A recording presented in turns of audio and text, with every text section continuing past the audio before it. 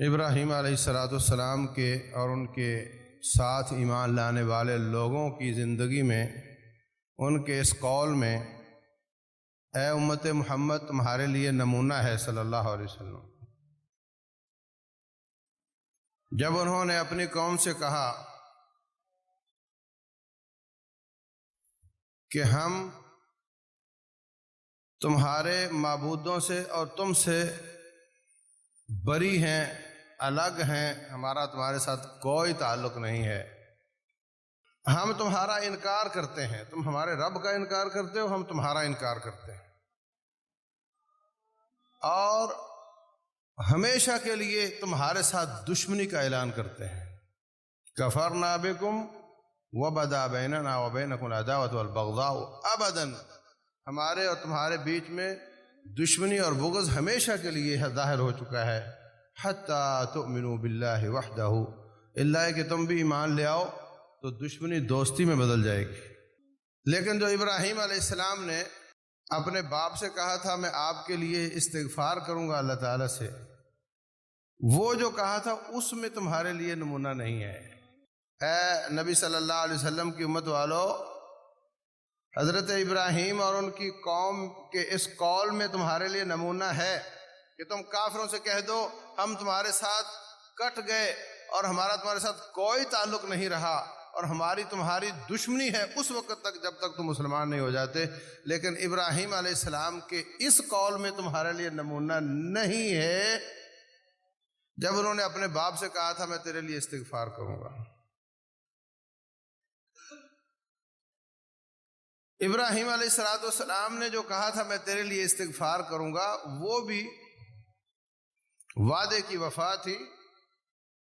وما كان قول ابراہیم لأبیہ الا عن موعدۃ وعدہا ایاہ، حضرت ابراہیم علیہ السلام کا اپنے باپ سے یہ کہنا کہ میں تیرے لیے استغفار کروں گا، کافر باپ سے، وہ بھی ایک وعدے کی وفا تھی۔ فلما تبین لہ انہ عدو للہ، جب کفر پہ مر کر ثابت کر دیا اس نے کہ اللہ کا دشمن ہے، تبرأ منہ، تو ابراہیم علیہ السلام اپنے باپ سے بری ہو گئے، انہوں نے ان سے برات کا اظہار کر دیا تھا۔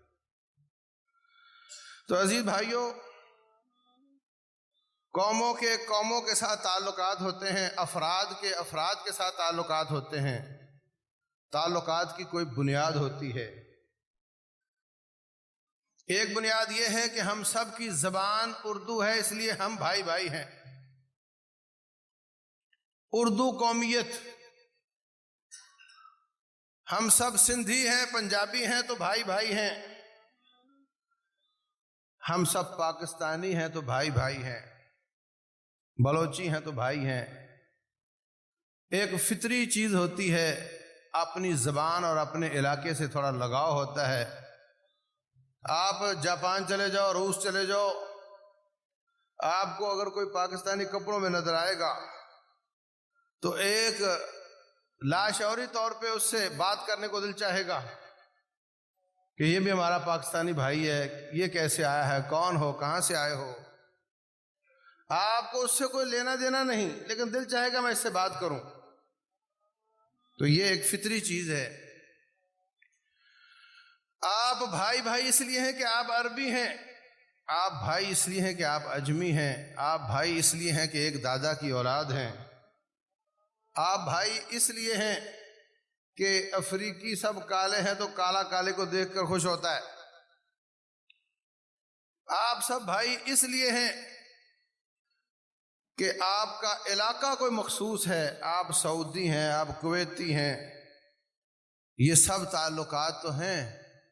فطری طور پہ ان وجوہات کی وجہ سے آپس میں محبت تو پیدا ہوتی ہے، تعلق تو جڑ جاتا ہے، لیکن ایک تعلق ان سب سے اوپر ہے، وہ یہ ہے کہ یہ رنگ اس کا بھلے کالا ہو، زبان اس کی بھلے انگریزی ہو، افریقی ہو، ناک اس کی پچکی ہو، لیکن میرا اس لیے بھائی ہے کہ یہ بھی اسی رب کا ہی عبادت کرتا ہے جس کی میں عبادت کرتا ہوں۔ تو یہ تعلق سب سے زیادہ مضبوط ہے، اس لیے کہ ہم سب کا آپس میں اپنی زبان کے ساتھ تعلق بھی کمزور ہے، اپنے علاقے سے تعلق بھی کمزور ہے، اپنی قوم سے تعلق بھی کمزور ہے، اور رب ذوالجلال سے ہمارا تعلق مضبوط ہے، اس لیے کہ اس نے پیدا کیا۔ قوموں، زبانوں، علاقوں کے تعلق سے بڑھ کر رشتہ داری کا تعلق ہوتا ہے کہ یہ آپ کے دادے کی اولاد میں سے ہے، یہ آپ کے دادے کے باپ کی اولاد میں سے ہے، برادری کا آدمی ہے، یہ تعلق زیادہ مضبوط ہوتا ہے۔ آپ کا حقیقی بھائی اس لیے آپ کا بھائی ہے کہ آپ دونوں کا ابا ایک ہے، اور ہم سب کا اسلام کا تعلق اس لیے ہے کہ ہم سب کا اللہ ایک ہے۔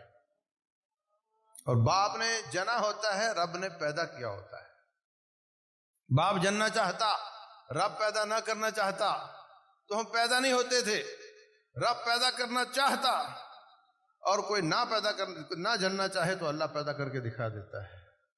اس کے لیے نہ اس کو شادی اور زوجین کی ضرورت ہے، بغیر باپ کے بھی اللہ نے پیدا کیے ہیں، بغیر ماں باپ کے بھی اللہ نے پیدا کیے ہیں۔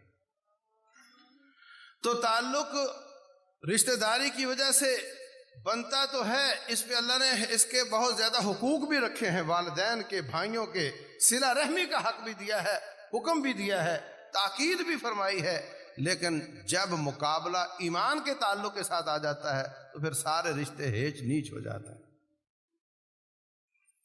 ایک شخص ہندوؤں سے مسلمان ہو جاتا ہے، اس کا تعلق اپنے عیسائی یا ہندو بھائیوں کے ساتھ ہوگا یا آپ کے ساتھ ہوگا؟ اس کے ہندو بھائی اس کی پٹائی کریں گے، آپ اس کو کے ساتھ پیار کرو گے۔ خون کا رشتہ پیچھے رہ جاتا ہے، ایمان کا رشتہ سب سے اعلیٰ ہوتا ہے۔ صحابہ کرام رضوان اللہ علیہم اجمعین نے یہ مثالیں دیکھیں۔ ابو لہب کا رنگ سفید اور سرخ تھا، جیسے انگارہ دہک رہا ہو۔ ابو لہب کوئی مذاق کرنے کے لیے یا اس کو ہیج کرنے کے لیے نہیں تھا، یہ اس کی کنیت اس لیے تھی، اس پہ خوش ہوتا تھا۔ اس کا معنی انگارے جیسا چہرہ، سرخ و سفید چہرہ، واقعتاً قد بھی بڑا اچھا تھا، چہرہ بھی بڑا روشن تھا، خاندان بھی قریشی تھا، ہاشمی تھا، کسی قسم کی کوئی کمزوری نہیں تھی، لیکن اللہ تبارک و تعالیٰ پیدا کرنے والے پر ایمان نہیں لایا، اس لیے فرمایا سیصلی نارا ذات لہب۔ اس کے مقابلے میں سلمان فارسی، صہیب رومی، بلال حبشے سے آئے، نہ شکل اچھی ہے، کالا رنگ ہے، چپٹا ماتھا ہے، پچکی ناک ہے، موٹے ہونٹ ہیں، کوئی دنیاوی تعلیم نہیں، کوئی پڑھا لکھا نہیں، پیسہ پائی نہیں، غلام بکتا ہوا آیا ہے، کوئی عہدے دار نہیں کہ اس کے پاس زرق برق گاڑیاں ہوں، کچھ نہیں ہے، دنیاوی حساب سے کسی معیار پر نہیں اترتا ہے، لیکن رسول اللہ صلی اللہ علیہ وسلم فرماتے مولانا بلال، یہ ہمارا مولا ہے۔ فرمایا بلال، میں نے معراج والے دن یا معراج والی رات میں نے جنت میں قدموں کی آہٹ سنی، میں نے پوچھا جبریل یہ کون ہے؟ کہا یہ آپ کا ساتھی بلال ہے۔ وہ کیا کام آپ کرتے ہیں جس وجہ سے ایسا ہوا؟ کہا جب بھی میں بے وضو ہوتا ہوں وضو کر لیتا ہوں، اور جتنی اللہ توفیق دے نفل ادا کر لیتا ہوں۔ تو اللہ تبارک و تعالی نے ایمان کی وجہ سے ان لوگوں کو وہ مرتبہ دیا جو باقی ہر لحاظ سے اعلیٰ لوگ حاصل نہیں کر سکے، اللہ نے ان کو وہ مرتبہ دے دیا۔ تاریخ بھری پڑی ہے، مسلمانوں کے بڑے بڑے سلاطین بکتے بکاتے غلام تھے اور اللہ نے ان کو سلطان بنا دیا۔ تو عزیز بھائیو، اللہ کے نزدیک تقوی معیار ہے، ایمان معیار ہے، خلوص معیار ہے۔ اللہ کے نزدیک سفید چمڑی ہونا معیار نہیں، اللہ کے نزدیک پائی پیسہ معیار نہیں، اعلیٰ خاندان معیار نہیں۔ اصل بات یہ ہے کہ یہ اللہ تعالیٰ سے کتنا ڈرتا ہے۔ ان اکرمکم عند اللہ اتقاکم، تم میں زیادہ پروٹوکول کے لائق وہ ہے جو اللہ تعالیٰ سے زیادہ ڈرنے والا ہے، جو اللہ تبارک و تعالیٰ کا فرما بردار ہے وہ ایک قوم ہے، اور جو اللہ کا باغی ہے وہ دوسری قوم ہے۔ اللہ سے ڈرنے والا وہ ایرانی ہو، ترانی ہو، حبشی ہو، انگریز ہو، ہندی ہو سندھی ہو کچھ فرق نہیں پڑتا، اور اللہ کا باغی وہ جتنا بھی اعلیٰ خاندان سے تعلق رکھتا ہو وہ ایک قوم ہے، یہ ایک قوم ہے۔ پاکستان کے 4-5 صوبے ہیں، سندھی ہیں، بلوچی، پنجابی، پٹھان ہیں، یہ سارے کے سارے اگر یہ کہیں کہ ہم پہلے سرائکی ہیں، پھر پاکستانی ہیں، پھر مسلمان ہیں، تو ان کا آپس میں اکٹھے ایک ملک میں رہنے کا کوئی حق نہیں بنتا۔ پاکستان ایک ہے، ایک رہے گا انشاءاللہ، مگر ان کی اجتماعیت کی وجہ اگر قومیت ہوگی تو وہ 4 پاکستان ہوں گے۔ ان کو جو جمع کرنے اور باندھنے والی زنجیر ہے اس کا نام لا الہ الا اللہ۔ یہ چاروں صوبے آپس میں اکٹھے مل کر ایک صدر، ایک وزیر اعظم کیوں بنائیں؟ کیا وجہ ہے؟ کوئی وجہ نہیں ہے۔ اگر آپ قومیت کو لیتے ہیں تو سب کی قومیتیں الگ الگ ہیں، اگر آپ زبان کو لیتے ہیں تو سب کی زبانیں الگ الگ ہیں، اگر آپ علاقے کو لیتے ہیں تو سب کے علاقے الگ الگ ہیں۔ ان کو ایک رکھنے کے لیے، پاکستان کو مضبوط کرنے کے لیے، پاکستان کو قائم رکھنے کے لیے ضروری ہے کہ ان سب کا تعلق لا الہ الا اللہ کے ساتھ جوڑا، ورنہ ان کے آپس میں اکٹھے رہنے کی کوئی وجہ باقی نہیں رہ جاتی۔ اور آج پاکستان کی فوج دنیا کی بہترین فوج ہے، کافروں اور مسلمانوں سب میں، اور مسلمانوں کے حساب سے تو سب سے بہترین فوج، اور سارے مسلمان مصیبت میں پاکستان کی طرف دیکھتے ہیں۔ اس میں اگر لا الہ الا اللہ نکال لیا جائے تو اس کے پاس بھی کچھ باقی نہیں رہ جاتا ہے۔ اگر ان کی موٹیویشن اس بات پر ہو کہ ہم قوم ہیں، کچھ باقی نہیں رہ جاتا۔ ٹی ٹی پی نے مسلمانوں کو قتل کرنا شروع کیا، فوج نے اس کے خلاف ایکشن لینے کے لیے آرڈر کیے، فوجی آفیسروں نے ان کے ساتھ لڑنے سے انکار کر دیا۔ ان کو معلوم نہیں تھا یہ کون نسل ہے، وہ دیکھتے تھے روشن چہرے ہیں، داڑیاں پوری ہیں، نمازی ہیں، ہم ان کو کیسے قتل کریں۔ بہت زیادہ آفیسر ان کا کورٹ مارشل ہو گیا، بہت زیادہ نے استعفے دے دیے۔ ان کے اندر ایمان ہے۔ پھر جب ان کو پتا چلا کہ نہیں، ان کی داڑیوں پر نہ جاؤ، یہ کافر کے ہاتھ سے کھیلتے، ان کے فنڈ پر چلتے اور مسلمانوں کو قتل کرتے ہیں کافر قرار دے کر، ان کا مقابلہ کرنا، پاکستان میں امن قائم کرنا، یہ ایمان کا حصہ ہے۔ تو پھر وہ کھڑے ہوئے، انہوں نے لڑنا شروع کیا ہے، اور آج پاکستان میں امن نظر آتا۔ جب تک ان کو یہ بات بے دینی نظر آتی تھی تو وہ لڑنے سے انکار کر دیتے تھے، جب ان کو یہ بات دین اور ایمان نظر آئی تو وہ کھڑے ہو گئے، انہوں نے قربانیاں بھی پیش کی۔ جب یہ کہا گیا کہ تم مارو گے تو مردار ہو جاؤ گے، مرو گے تو مردار ہو جاؤ گے، وہ مریں گے تو وہ شہید ہو جائیں گے، قوم، فوج ایک دم ڈاؤن ہو گئی۔ جب ان کو یہ کہا گیا کہ نہیں، رسول اللہ صلی اللہ علیہ وسلم فرماتے ہیں جو ان کو مارے گا وہ مومن ہوگا، میں اگر میری زندگی میں ایسے لوگ آئے جو مسلمانوں کو کافر قرار دے کر قتل کرتے ہیں، لَأَقْتُلَنَّهُمْ قَتْلَ عَادٍ، میں محمد ان کو ایسے کاٹوں گا جیسے اللہ تعالیٰ نے عاد کی قوم کو کاٹا تھا۔ کھڑے ہو گئے، قوم بھی کھڑی ہو گئی، فوج بھی کھڑی ہو گئی۔ تو عزیز بھائیوں، اس وقت سازش یہ چل رہی ہے کہ پاکستان جو لا الہ الا اللہ کی بنیاد پر بنا تھا، کہا جاتا ہے نہیں، لا الہ الا اللہ کی وجہ سے نہیں بنا تھا، پھر اور کیا وجہ تھی؟ کیا جو لوگ ہجرت کر کے آئے ان کو وہاں روٹی نہیں ملتی تھی؟ یہاں سے اچھے کاروبار چھوڑ کر ہمارے بڑے آئے تھے، جانوروں کی بھری ہوئی حویلیاں، بڑی بڑی جاگیریں چھوڑ کر وہاں سے آئے تھے۔ ان کو اور کوئی وجہ نہیں تھی، صرف یہ بتایا جاتا تھا کہ ہم ایک ایسا علاقہ لینا چاہتے ہیں جہاں اسلام پر عمل کیا جا سکے۔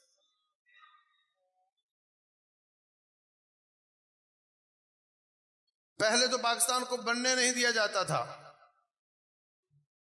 کیونکہ سیدین شہیدین رحمہم اللہ، سید احمد بریلوی رحمہ اللہ، سید اسماعیل شہید رحمہ اللہ، ان کی تحریک کہتی تھی کہ پورا ہندوستان پاکستان بننا چاہیے، انگریز کا مقابلہ کرو، ڈنڈے کے ساتھ اس کو نکالو، اور جو ڈنڈے کے ساتھ نکالے گا اسی کا قبضہ ہوگا، اور یہ پاکستان مسلمانوں سے لیا تھا پورا ہندوستان، اور واپس مسلمانوں کو ملنا چاہیے، اصل تو یہ دعویٰ تھا۔ لیکن جب ان کی تحریک کمزور پڑ گئی، وہ شہید ہو گئے، کافر نے بھی اسی میں عافیت سمجھی کہ اگر ان کو کچھ نہ ملا تو یہ دوبارہ تحریک کھڑی ہوگی، ہمارے ہاتھ کچھ بھی نہیں آئے گا، تو ان کو پہلے یہ کہا جاتا تھا مسلم اکثریت والے علاقے دیے جائیں گے۔ آج پاکستان میں اگر 20 کروڑ ہیں تو ہندوستان میں 30 کروڑ مسلمان ہیں، مسلم اکثریت ہمیں نہیں دی گئی، اور دور دور 2 ٹکڑے دے دیے گئے، مشرقی اور مغربی پاکستان،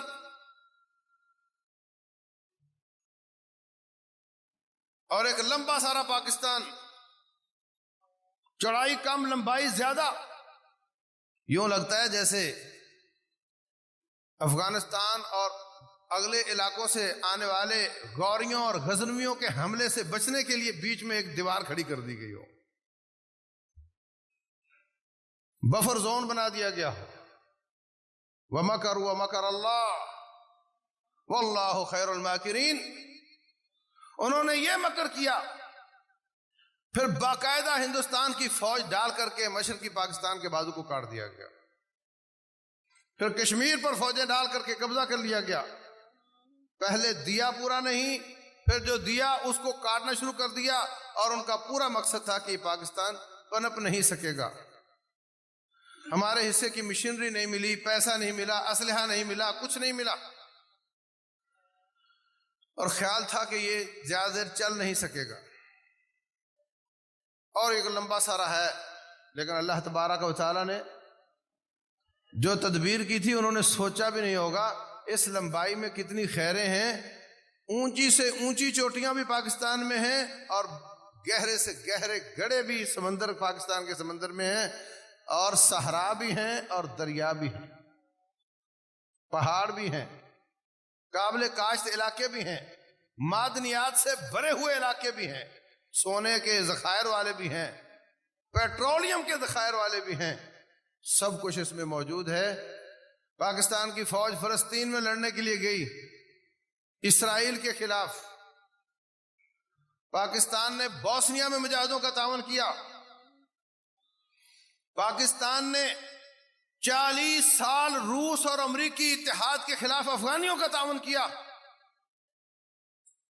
یہ 4 دیواری سے سرحدوں سے باہر کے علاقے ہیں، اس لیے کہ موٹو اسلام اور جہاد فی سبیل اللہ ہے۔ یاد رکھو، ایک نسل کی بنیاد پر قومیت ہوتی ہے، ایک زبان کی بنیاد پر قومیت ہوتی ہے، ایک علاقے کی بنیاد پر ہوتی ہے، اور ایک اسلام کی بنیاد پر ہوتی ہے۔ اسلام کی بنیاد پر قومیتیں اس وقت تک اسلامی نہیں ہوتی جب تک ان کو اپنی سرحدوں سے باہر مسلمانوں کا دکھ نہ ہو، ان کی خیر نہ سوچتی ہوں، وہ اسلامی قومیتیں نہیں ہوتی۔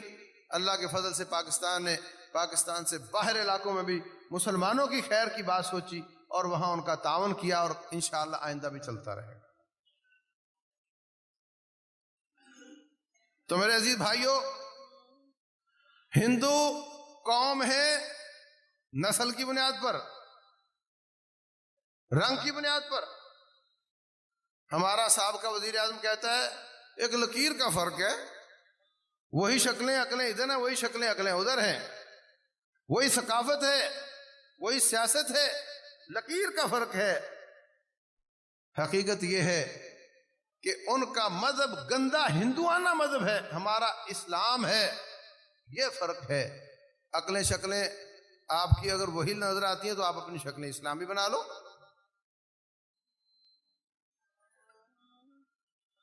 ہم ہندوؤں سے برات کا اظہار کرتے ہیں جیسے ابراہیم علیہ السلام نے سارے کافروں سے برات کا اظہار کیا تھا،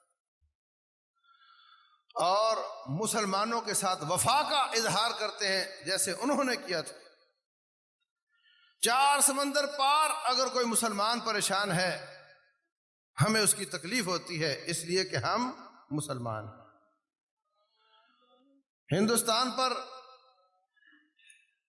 ہندوستان میں اگر مسلمان پہنچے، اربوں کے مسلمان صحابہ کرام پہنچے، مسلمان تاجر پہنچے، ان تاجروں کو دیکھ دیکھ کر مسلمان ہوئے، ہندو مسلمان ہوئے۔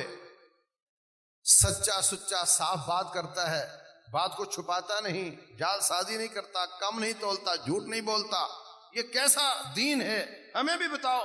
دیکھ دیکھ کر لوگ مسلمان ہو۔ اس کے بعد پھر 93 ہجری میں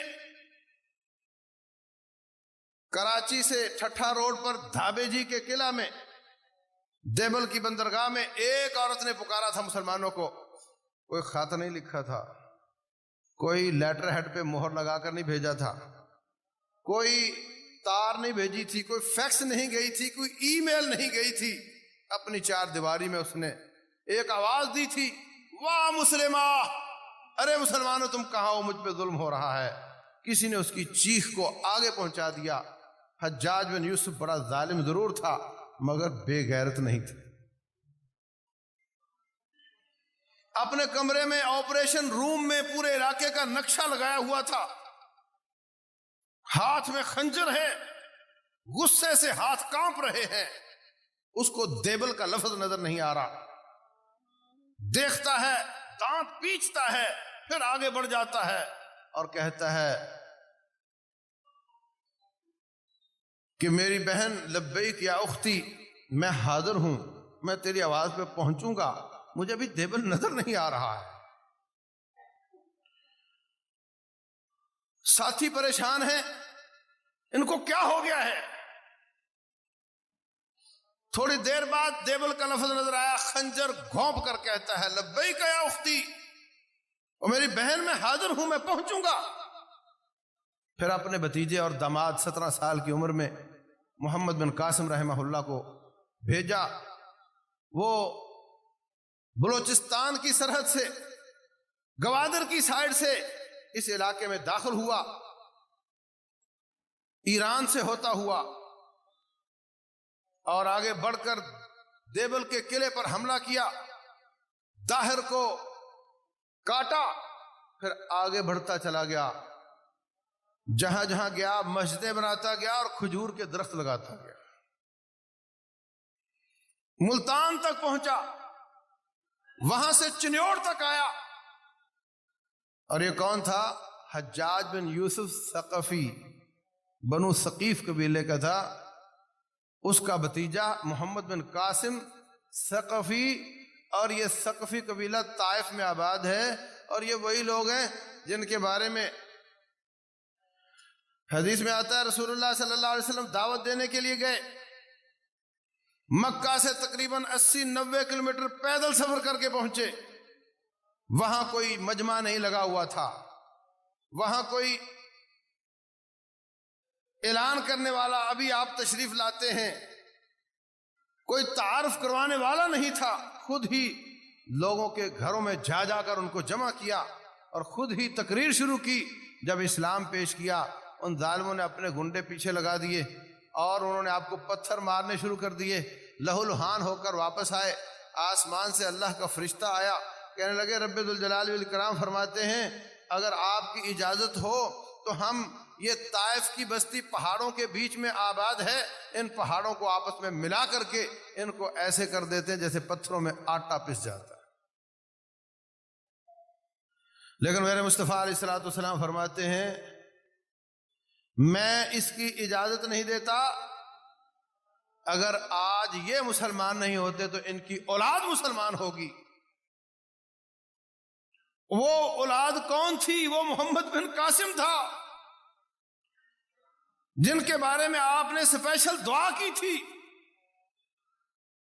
اور جن کی وجہ سے، جنہوں نے آنا تھا ان کی وجہ سے آپ نے پتھر کھائے تھے۔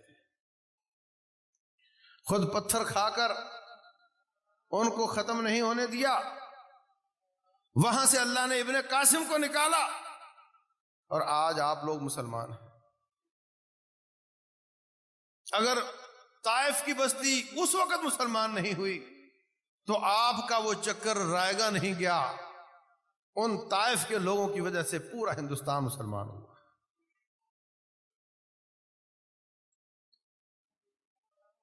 اللہ اکبر۔ اس علاقے میں تاجروں اور ابن قاسم کی وجہ سے اسلام پھیلا۔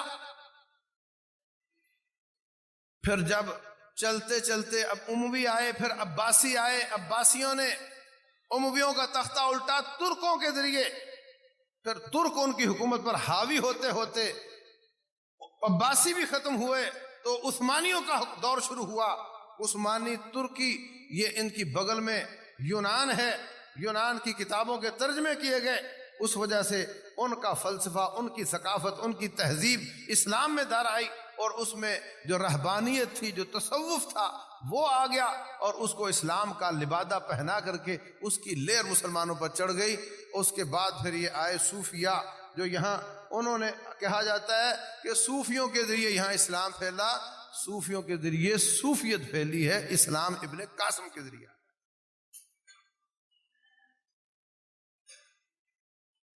ان کے ذریعے صوفیت آئی ہے، خانقاہی سسٹم آیا ہے، اور اسلام اس سے پہلے پھیل چکا تھا، اور جو ان کے ذریعے مسلمان ہوئے ہوں گے وہ سارے صوفی ہیں، اور آج ہمیں اپنے معاشرے میں صوفیت کا بہت گہرا رنگ نظر آتا ہے۔ تو میرے عزیز بھائیوں، حضرت ابراہیم علیہ السلام نے بھی دو قومی نظریہ پیش کیا، خود رسول اللہ صلی اللہ علیہ وسلم نے بھی دو قومی نظریہ پیش کیا۔ مکے والے پہلے تو آپ کے مخالف ہو گئے، پھر کہتے ہیں ہم شہید کر دیں گے، ہاں پہلے کہتے ہیں لالچ، پہلے لالچ، آپ کو ہم اپنا بادشاہ مان لیتے ہیں، ہم آپ کو جو لڑکی چاہے شادی کر دیتے ہیں، ہم آپ کے لیے پیسہ جمع کر دیتے ہیں۔ تو آپ ایسے کریں، آپ یہ بتوں کی مذمت کرنا چھوڑ دیں، اور سنیں، کبھی کبھی ہم بھی تیرے رب کی خالص پوجا کر لیا کریں گے، اور کبھی کبھی آپ بھی ہمارے معبودوں کی ستائش کر دیا کرو۔ تو یہ بالکل کٹ جانا اور متعصب ہو جانا، یہ کام اچھا نہیں ہوتا، موڈریٹ ہو جاؤ، انلائٹنمنٹ ہونی چاہیے۔ وہ جو ہوتا ہے مداہنت اختیار کرنی چاہیے۔ آپ بھی ان کو کبھی اچھا کہہ دیا کرو، ہم بھی کبھی آپ کے رب کی بات کر لیا کریں گے، مل جل کر رہیں گے، آپ ہمارے بادشاہ بن جاؤ۔ رب ذوالجلال فرماتے ہیں ان کو آپ چپ رہے، میں جواب دیتا ہوں، کل میری طرف سے ان کو پیغام دے دے، یا ایھا الکافرون، ارے کافرو، لا اعبد ما تعبدون، جس کی تم عبادت کرتے ہو میں اس کی کبھی عبادت نہیں۔ لکم دینکم ولی دین، تمہارا دین تمہارے ساتھ، میرا دین میرے ساتھ۔ کوئی مداہنت نہیں ہے، اصولوں پر سودے بازی نہیں ہوتی، اصولوں کے علاوہ لے دے کیا جا سکتا ہے، بنیادوں پر سودے بازی نہیں ہوتی۔ تو میرے مصطفیٰ علیہ السلام نے بھی دو قومی نظریہ پیش کیا، ان کے جد امجد ابراہیم علیہ السلام نے بھی، بلکہ تمام انبیاء کرام کا یہی نظریہ تھا کہ اسلام اسلام ہے اور کفر کفر ہے۔ آج پاکستان میں یہ دعویٰ کیا جا رہا ہے کہ پاکستان سیکولر ہونا چاہیے، سابقہ وزیر اعظم نے کہا سیکولر ہونا چاہیے، مسلم لیگ کا سربراہ کہتا ہے سیکولر ہونا چاہیے۔ بھی تم مسلم لیگ کو تو مسلم لیگ کا نام تو ختم کرو، پہلے سیکولر لیگ بناؤ نا، جماعت تیری مسلم لیگ ہو، ملک سیکولر ہونا چاہیے۔ اور لبرل قوم باقاعدہ حملہ آور ہو چکی ہے، سوشل میڈیا پر، دوسرے میڈیا پر، پرنٹ میڈیا پر، وہ کفر کو ہوا دینا چاہتے ہیں، اسلام کو دبانا چاہتے ہیں، اور وہ کہتے ہیں کہ پاکستان یہ اسلام کے لیے نہیں بنا تھا۔ میرے بھائیوں، پاکستان بنا بھی اسلام کے لیے تھا، اور اس کی بقا بھی اسلام کی وجہ سے۔ مجھے بتاؤ اسلام کا ایلیمنٹ نکال دیا جائے تو پاکستان کے پاس بچتا ہی کیا ہے؟ سیکولر بے دین فوجیں اس سے بڑی بڑی دنیا میں موجود ہیں. ہماری بغل میں امریکہ 61 ملکوں کے ساتھ آیا. کتنے؟ ان کی ٹیکنالوجی دنیا سے سب سے اعلیٰ، ان کا اسلحہ سب سے اعلیٰ، میڈیا سب سے اچھا، کمیونیکیشن سب سے اچھا، تعداد میں وہ زیادہ، ڈالر ان کے پاس زیادہ، وسائل کے انبار تھے، لیکن سب کے سب دوڑنے میں ایک دوسرے کا مقابلہ کر رہے تھے. اس کے پیچھے رب ذوالجلال کے فضل اور مدد کے بعد اکیلا پاکستان تھا. پاکستان کے پاس ان کے مقابلے کی کوئی چیز نہیں. اگر اس کے پاس امتیاز ہے تو ایک ہی کہ یہ لا الہ الا اللہ پڑھتا. اس لیے اسی نظریے میں سے یہ بنا تھا، اس کی بقا بھی اسی نظریے میں ہے. اور یہ مسئلہ سیاسی مسئلہ نہیں ہے، یہ ایمان کا مسئلہ ہے. جس طرح محاذوں پہ جہاد ہوتا ہے، ایسے ہی سیاسی طور پہ اور نظریاتی طور پہ گلی محلے میں، میڈیا میں یہ باقاعدہ جنگ لگی ہوئی ہے. وہ کہتے ہیں کہ پاکستان نعوذ باللہ بے دین ہونا چاہیے، ہم کہتے ہیں پاکستان لا الہ الا اللہ کی بنیاد پر بنا ہے، اس کو اسی پر قائم رہنا چاہیے. سیکولر کا معنی بے دین، لبرل کا معنی بے دین. وہ بے دینی کی تحریک ہے، ہماری دین کی تحریک ہے. وہ بے دینی کی بقا چاہتے ہیں، ہم اسلام کی بقا چاہتے ہیں. تو اسلام کی بقا چاہتے ہیں تو اس کے لیے کچھ کرنا چاہتے نہیں. جہاں جہاں چوکوں چوراہوں میں بات ہو، وہاں وہاں یہ جو جمعے سنتے ہو اس کو آگے پہنچایا کرو. یہ ہم آپ کو مواد فراہم کرتے ہیں. اس کی بنیاد پر ایک آواز ہزاروں آوازیں بن جائیں. اس کی ریکارڈنگ کو آگے پہنچاؤ. اور اگر کہیں جس طرح آج جمعے کے بعد پروگرام ہے 23 مارچ کے حوالے سے پریس کلب میں جانے کا، تو ایسے موقعوں میں سب جایا کرو، اپنے وجود سے ثابت کرو کہ میں پاکستان میں اسلام چاہتا ہوں. یہ سیاسی مسئلہ نہیں ہے، یہ دین اور ایمان کا مسئلہ ہے. وہ لوگ کہتے ہیں کہ نہیں 15% رہ گئے دین کو ماننے والے، 85% ملک کو ماڈریٹ اور انلائٹنمنٹ والا چاہتے ہیں، بے دین چاہتے ہیں. ہم اپنا وجود وہاں لے جا کر ثابت کریں گے کہ نہیں، ہم نے پاکستان بنایا ہے، ہم اس کو اسلامی چاہتے ہیں. جائیں گے انشاءاللہ. اللہ تبارک و تعالیٰ اس کو اسلام میں مضبوط کرے، فوج، حکومت اور عوام کو اسلام میں مضبوط کرے. اللہ پاکستان کو توفیق دے کہ پوری دنیا کے مسلمانوں کی مدد کرتا رہے. اور اللہ تعالیٰ کے فضل و کرم سے مہاجر آئے تھے، انہوں نے باقی واپس جا کر کے مکہ کو فتح کیا تھا. اللہ ہمیں توفیق دے، ہم بھی مہاجر آئے ہیں، ہم واپس جا کر ہندوستان کو فتح کر کے اس پورے علاقے میں اسلام کو غالب کریں. وما علینا الا البلاغ.